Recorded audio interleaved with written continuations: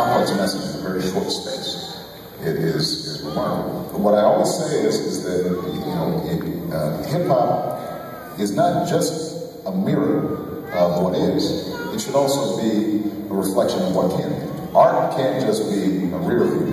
It should have a headlight out there. So hip hop to where we needs to have the audacity of hope.